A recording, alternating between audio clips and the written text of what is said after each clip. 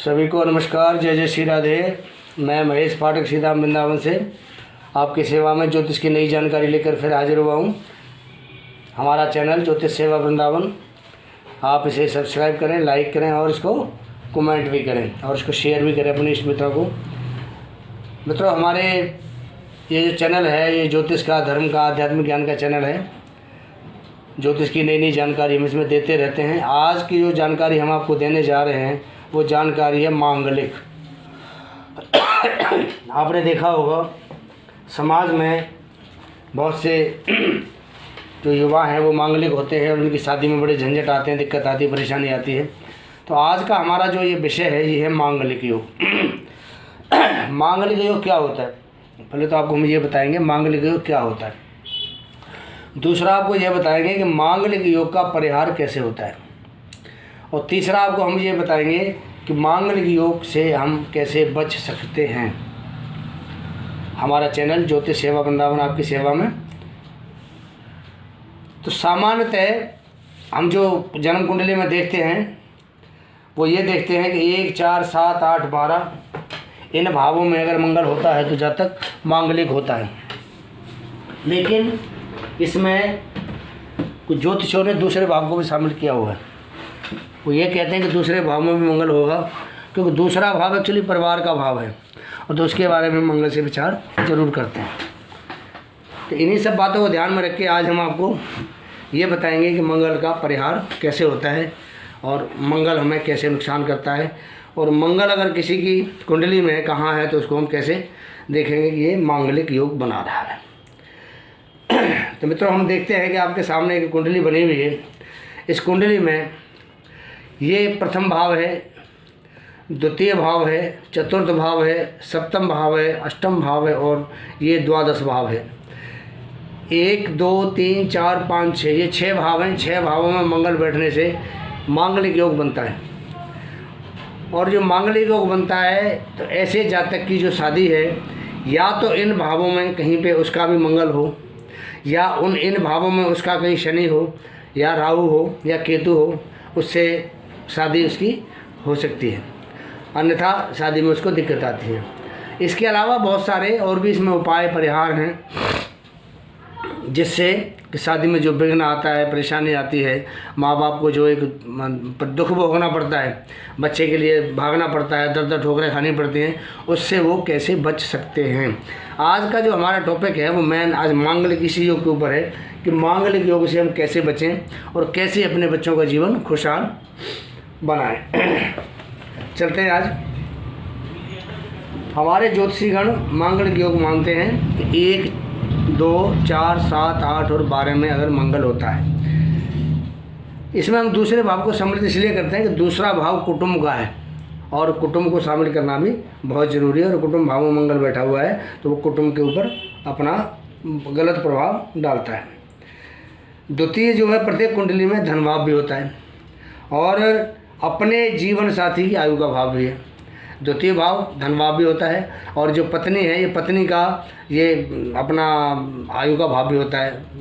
यहाँ से अष्टम आयु का भाव भी होता है, इसलिए द्वितीय भाव को भी सम्मिलित करना बहुत ज़रूरी है। इसलिए मंगल की उपस्थिति इन भावों में उस जो भाव है ये मंगल अगर यहाँ बैठा होगा तो उन भावों को बिगाड़ती है।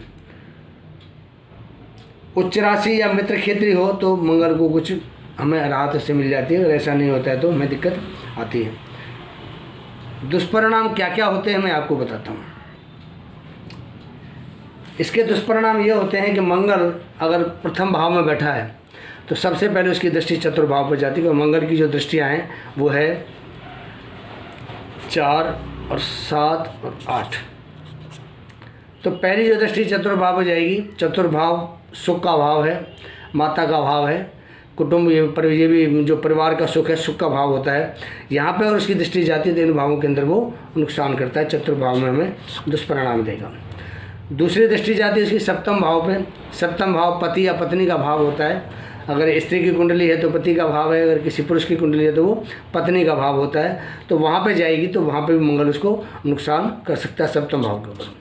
तीसरी दृष्टि इसकी जाती है अष्टम भाव पे।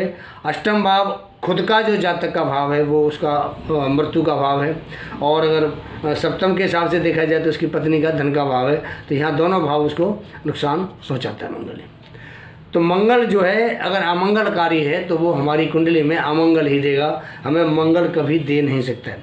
मंगल का और शुक्र का योग हमारी कुंडली में हमें मंगल देता है। शुक्र हमें काम करने की एक इच्छा शक्ति देता है और मंगल उसको ऊर्जा देता है। तो दोनों मिलकर के हमारी घर गृहस्थी बच्चों की चलती है, या जातक की और जातिका की घर गृहस्थी मंगल और शुक्र संयोग से चलती है। इसलिए मंगल का जो प्रभाव है वो ठीक होना चाहिए। अगर मंगल का प्रभाव ठीक नहीं है तो जो जातक है उसकी ज़िंदगी बहुत परेशानी वाली होती है। अब आपको हम ये बताते हैं कि अगर मांगलिक योग बन रहा है तो उसके परिहार कैसे कैसे होते हैं। अब पहला परिहार तो इसका ये है कि मंगली वर हो या मंगली कन्या हो, उसका जो विवाह है वो मंगली से ही होना चाहिए। उसका दुष्परिणाम हमारे सामने नहीं आएगा, वो ठीक हो जाएगा।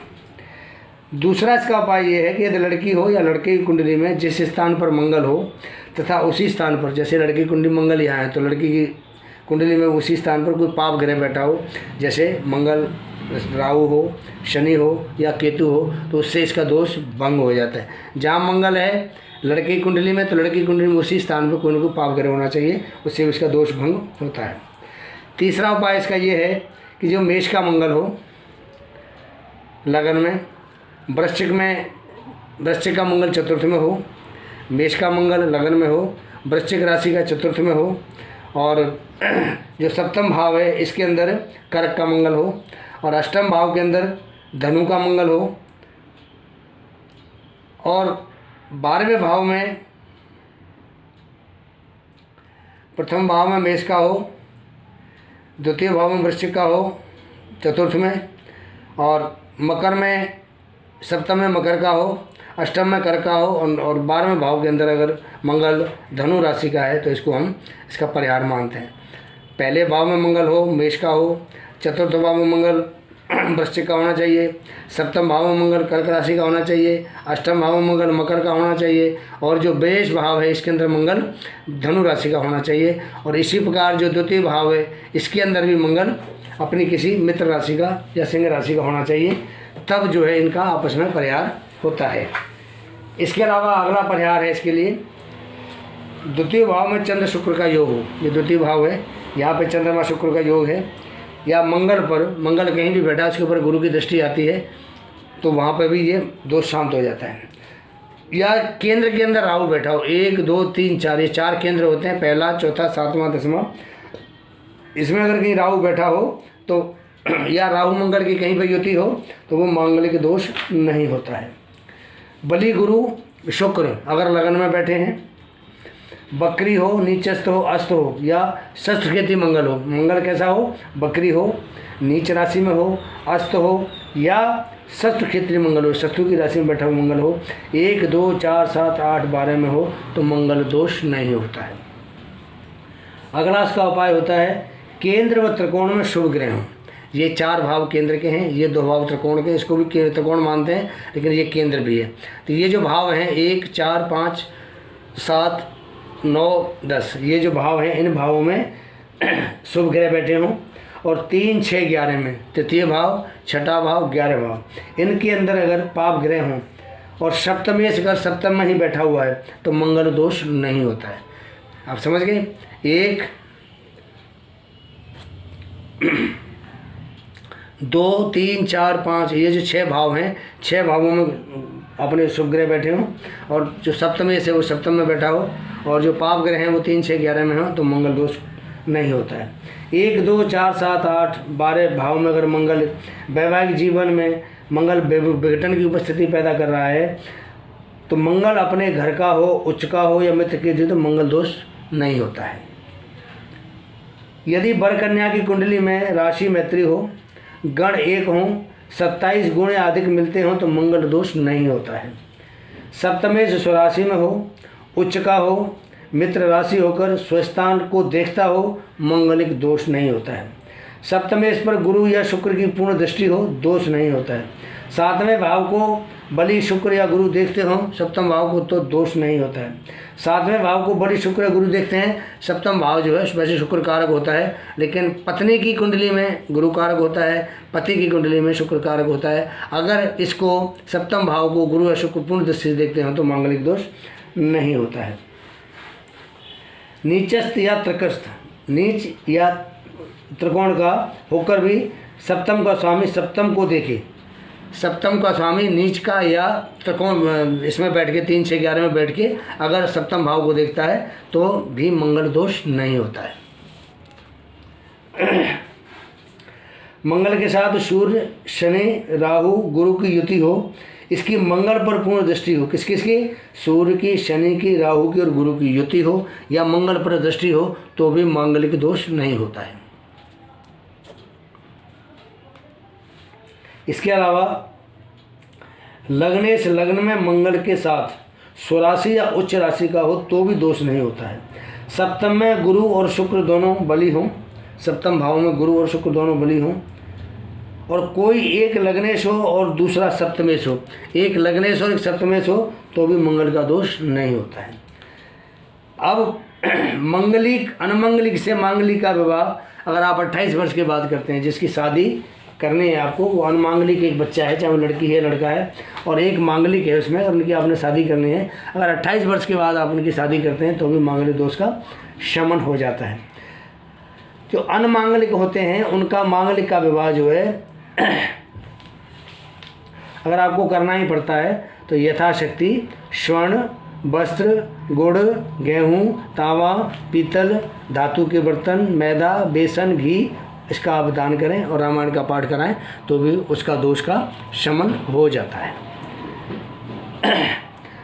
निर्धन अगर आदमी है, जो कोई गरीब है, वो बच्चों की शादी नहीं कर पाता है, तो उस पोजीशन में उसको गौशाला के अंदर शाम के समय गऊओं के बीच मंडप बनाकर विधिवती कन्या का दान करना चाहिए। अगर कोई आदमी गरीब है, पैसा खर्च नहीं कर सकता है, तो सायंकाल को गौशाला में जाके गऊओं के बीच में मंडप बना करके उसको अपनी कन्या का कन्यादान करना चाहिए, तो मंगलिक दोष शांत हो जाता है।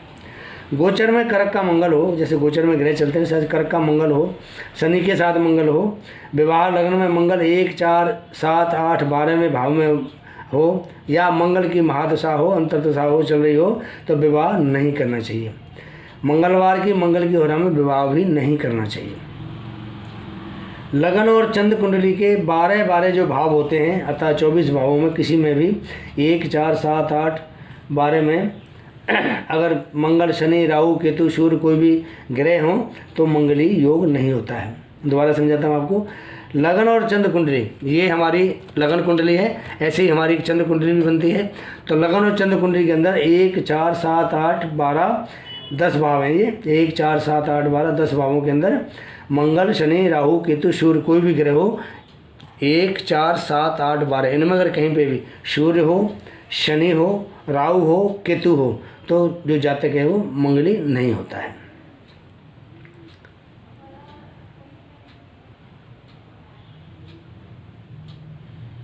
क्योंकि ये जो दोष हैं आपको मैं बताऊं, पहला, चौथा, 7वां, 8वां, 12वां, ये अक्सर बहुत सारी कुंडलियों में होते हैं। तो इनमें क्या है कि इनके साथ में दूसरे कोई ग्रह बैठ जाते हैं, सूर्य बैठ जाए, राहु बैठ जाए, केतु बैठ जाए, शनि बैठ जाए, गुरु बैठ जाए, तो उसमें मांगलिक योग खत्म हो जाता है, उसमें कोई इसमें विचार नहीं करते उसके बारे में। तो मित्रों, ये कुछ जानकारियाँ मैंने आपको दी हैं मांगलिक के बारे में। अब मैं कुछ जानकारी आपको और भी देना चाहता हूँ। आप कोई कागज़ पर निकाल के भी सबको नोट भी कर सकते हैं, क्योंकि ये आपके लिए बहुत ज़रूरी चीज़ है और इनका परिहार भी बहुत ज़रूरी है।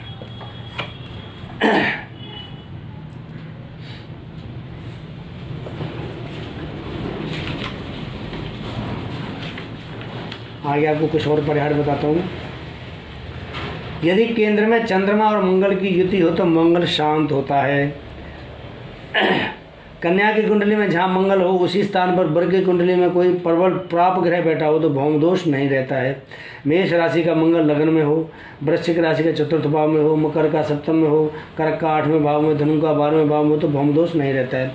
दूसरे भाव में भी अगर चंद्र और शुक्र हैं, मंगल गुरु की युति है या गुरु की पूर्ण दृष्टि मंगल को देखता है गुरु, तो केंद्र में अगर राहु बैठा हो या मंगल राही कहीं घट्टे बैठे हों तो भी वहाँ पे उनको मंगल दोष नहीं होता है।